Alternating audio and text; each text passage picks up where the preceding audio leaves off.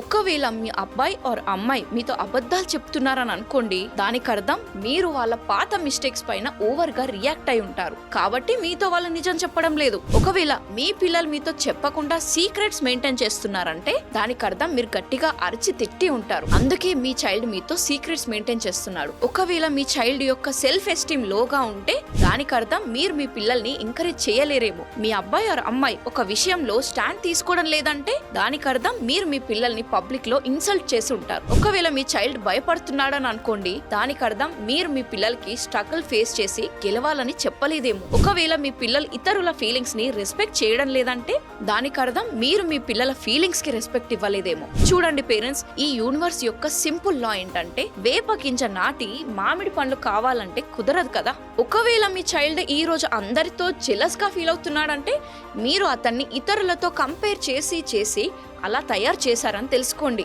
మీ అబ్బాయి ఆర్ అమ్మాయికి emotional problem ఉందంటే మీరు వాళ్ళని ఎప్పుడు కూడా పేషెన్స్ గా వినలేదని అర్థం. ఈ రోజు మీ పిల్లలు మీకు క్యాజువల్ గా అనిపిస్తే గుర్తుపెట్టుకోండి, యాజ్ ఎ పేరెంట్ గా మీరు వారికి మంచి రోల్ మోడల్ గా లేరని అర్థం. అందుకే ఆల్వేస్ పిల్లలకి నేను చెప్పిందే విను, నేను చెప్పిందే చెయ్యి అని డిక్టేట్ చేయకండి.